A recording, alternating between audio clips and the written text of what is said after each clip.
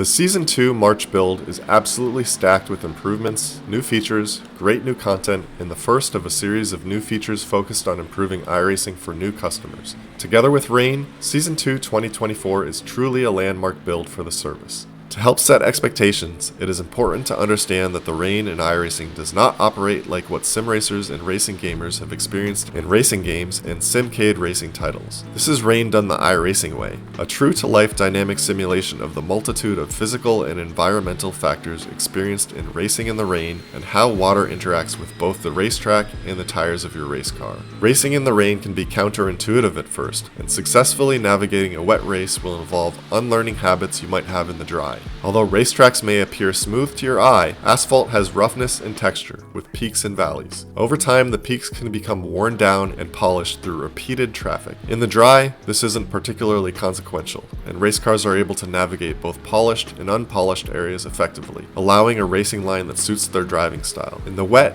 however, the relationship between polished and unpolished areas of the track becomes highly consequential. As rain begins to cover a surface, the areas of the tracks that still have rough asperities are able to accommodate the water better because it will first settle in those low valleys before it fills in and becomes a slippery film. That slippery film on the surface is what can cause the tire to lose purchase and hydroplane. However, the high traffic racing line will have had its asperities worn down and there is less room for water to hide from the surface of the tire. The end result is that the typical racing line becomes slicker sooner than the rest of the track, and racers need to seek areas offline to find grip for their tires. With the release of Rain, we recommend that iRacers first dip their toe in with a test session or with AI before diving into an online race. There are a lot of really cool ways you can configure the weather, ranging from the fully dynamic real-world based forecasted weather, the always the same static weather for practice in certain types of competition, and timeline weather, which puts the power of Jupiter in your hands with a fully customizable keyframe by keyframe experience. We'll also have some great Week 13 series that will leverage weather and let you have an unranked, low-stakes way to get familiar and have fun. Many have been wondering how it will be deployed across the service. Foundationally, Tempest will be deployed across every series on the service.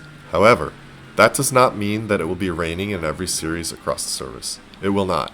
Rain will be enabled by our series admins on a series-by-series basis based on whether the cars support the feature and whether it's appropriate for the level of competition. Additionally, to get everyone an opportunity to become familiar with the system, possibility of rain will only be enabled in select weeks. While we have a couple of series where rain is probable, for most series where rain is enabled, whether or not it actually rains will depend on the forecast system. This system is dynamic and tied to historical weather at our many racetracks around the world. Competitors will want to track the forecast, which will be visible, but should know that it's just a forecast. And we all know how Mother Nature has a mind of its own. You may go into a race that has a high chance of rain with dark clouds looming on the horizon. You'll see them, and you'll find that the rain never materializes. Or you may enter a race where the chance of rain is relatively low, but winds start to blow in a certain way and you find yourself facing a sudden storm. The longer the race, the greater the uncertainty, so endurance racers will need to be well aware of their environment. Fortunately, you won't be facing this adversity alone. You'll be backed up by the built-in iRacing spotter and crew chief who will keep you apprised of the upcoming changes in the weather and make sure you don't choose the wrong tires to start the race. Or, if you like, have your friend or teammate join as a spotter and they can keep an eye on that forecast, the weather radar, and what your competitors are doing. What your competitors are doing will certainly become important as Rain will introduce a new strategic dimension to racing and iRacing, where racers will need to make critical decisions about whether and when to change tires and hope their decisions are right, all while their competitors are going through a similar strategical calculus. Our Day 1 list of rain-supported cars will now include our 11-car field of endurance cars, so the GT3, GTP, and LMP2, plus the Ray FF1600, Toyota GR86, and the FIA F4. Additional cars will be added over time through patches and builds as we work to greatly expand support over the coming months. Graphically supporting Rain has been a significant undertaking requiring multiple artists, our graphics and rendering team, and close collaboration with the physics engineers. Over the last several weeks, all of our various graphical features have come together nicely and things are looking quite real. It's worth noting that this is all physically driven, including the wetness of the track and the puddles, the water that's vacuumed up off the track by the aerodynamics of the cars, and the water flung through the air by the tires. Not only does that have significant advantages when it comes to the actual driving, but the wet track will look different from what some have seen in other racing titles that have canned puddles where the look is entirely shader driven. We've spent a lot of time here on Tempest, but there's a lot more to this build, so let's run through it together. To begin with, the content. For tracks, we will once again be returning to Italy in back-to-back builds with the release of Misano World Circuit Marco Simoncelli. Misano is situated in a beautiful location, just a stone's throw away from the Adriatic Sea and flanked by a picturesque town. To build these surroundings, our technical artists had to innovate and develop new tools and processes to create these performance-focused vistas. iRacing will visit Portugal for the first time with the addition of Algarve International Circuit, known to many as Portimao. Algarve is a recent F1 track that's a blast to drive with significant elevation changes and a great combination of both slow and fast turns. Dirt fans will enjoy the addition of Millbridge Speedway in Salisbury, North Carolina. Millbridge is a special facility that should offer dirt fans a new experience, our first dedicated quarter-mile dirt oval. We also have a handful of exciting new race car additions. Last season, we were excited to add the Super Formula SF23, which has been received extremely well on the service. In March, we will keep up this momentum with the addition of the Super Formula Lights race car. In the real world, variants of this car are raced both in Super Formula Lights and the Euro Formula Open Championship. In iRacing, this car will be positioned at the sea level. It's been some time since we've added a new dirt car, and we are really excited about this latest addition. The Dirt Micro Sprint will join the service and is well suited to some of our smaller dirt ovals. The car is a blast to drive, a great way to learn dirt racing, and will have its own rookie series. It will also be provided to all iRacers free. On the pavement side of oval racing, we are excited about our partnership with SRX and the addition of this great race car. This car will be positioned at the D level and has both pavement and dirt tracks on its schedule. We always do our best to keep our NASCAR fleet up to date with the latest yearly real-world updates, as well as any available improvements made to our physics modeling. It's always tricky because we tend to get the data from NASCAR fairly close to the start of the racing season. A few weeks ago, we released updates to the 3 Cup car graphical models. Additionally, the trucks have been the subject of extensive aerodynamics analysis and should see a significant update in June. IndyCar will see similar improvements. We will be updating the Dallara IR18 with modifications to the car model to bring it up to date with the 2024 season car. Season 2 will include the first significant update to our license structure in some time. This change will involve the road license being split into 2 road racing disciplines, open wheel and sports car. We expect this change will help address a long-standing issue with competition. Many racers have great competency in sports cars or in open wheelers, but not an equal level of proficiency in both. However, with the road license only tracking 1 I rating, participation in a race in your less proficient category would match you up in races where it's a struggle for you to be competitive. With the license now split into 2 different categories, you will independently build your road racing career in a way that results in more balanced competition. On day 1 of the split, your I rating in both categories will be the same as your current road license. From that point on, they will each track independently. It will take a little bit of time, but soon enough your I rating will find its proper place in both categories as you participate in more and more races.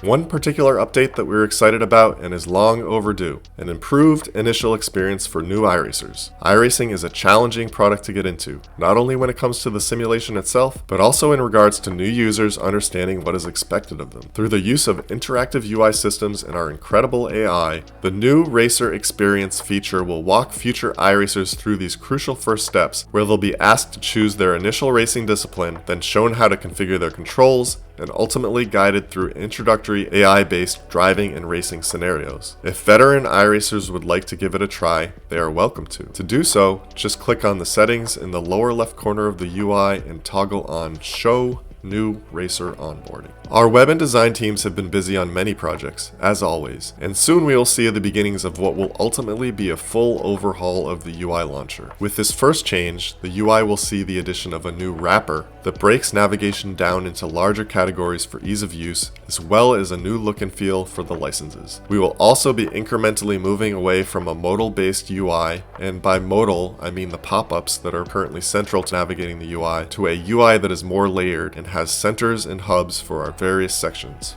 iRacers have access to our always improving product, continuously added new features, and an ever-expanding portfolio of awesome racing content. We also provide a great package of included content. With Season 2, this offering will be strengthened further, with 4 of our racetracks being moved over to our included tier of content. These tracks are Motorsport Arena Oschersleben, Snetterton Circuit, Circuit de Lebanon, and Winton Motor Raceway. 3D curbs debuted last season, and we've been really pleased with the results and how they can transform a track. In March, we will have 3D curbs included with all new tracks, and we have also started to go through our catalog of existing tracks to chip away at our library and add this new feature. Sebring and Fuji will have support added, which could give the upcoming Sebring 12 Hours an interesting new dynamic.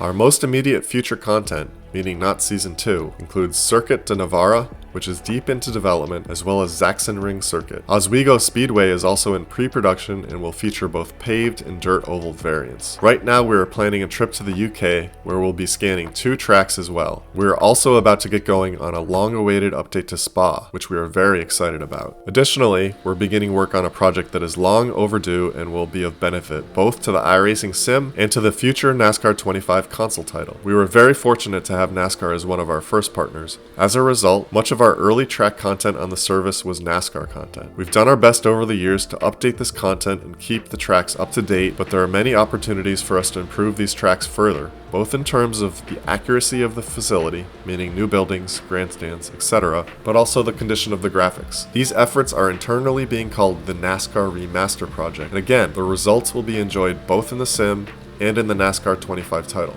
As for race cars, we've been focusing on expanding our awesome endurance class. Our endurance series will see a significant boost in 2024 and into 2025. Our current 11 car series will soon be bursting at the seams as we climb to 12, 13, 14, 15, and more cars. We're well prepared for this with the work the optimization team has invested in improving performance, memory utilization, and multi-threading. We're also working hard on some updates to our supercars and other exciting possibilities in Australia. There's also potentially a bit of a shocker coming on the racing vehicle front, but we'll not spoil the surprise too early on that. Of course, there's a lot more going on outside of content, and we're working on a great number of future improvements and new features for the UI and the simulation. As I mentioned in past updates, we're working on a complete rebuild of our in-sim UI system. This rebuild utilizes the Noesis UI framework, which is a technology we have licensed and integrated within the sim. The key work is complete, and the data model has been designed and implemented. The remaining work does not present the same level of engineering challenge, but it does require time and effort to redo, to expand, and to improve 20 years of UI screens and interfaces one by one. Expect to enjoy this long overdue new UI late this year. The RAIN project provided an opportunity for our VFX team to look into new tools and methods to create and render dynamic effects, and for artists to step up and take on new challenges, learn new skills, and flourish. We intend to use this momentum to take a fresh look at existing effects like smoke and freshen them up with new ideas and more modern rendering techniques. Oval Refresh Phase 2 is really moving along, and we're looking forward to this future follow-up to the improvements we've already made in Phase 1. More information will be shared closer to the release. Thanks for your patience and sticking with me throughout this lengthy update. Really, I could go on for a great deal longer, and I haven't even touched on some major things, like our graphics and rendering team and the future of the iRacing rendering engine. We'll have plenty of opportunities soon to share a lot more, and we look forward to keeping you all up to date. For now, we're just so excited about this Season 2 build, and for you all to get your hands on RAIN. This has been one of the most extensive projects in iRacing history. As iRacing developers, we all feel fortunate that this company provides us with a framework to do a project like this the iRacing way, rather than something that is kind of cool, kind of RAIN-like, but never would reach this level of sophistication and ultimately this level of quality for you, the user. It was worth the wait. Thanks, and we look forward to seeing you out there on the track.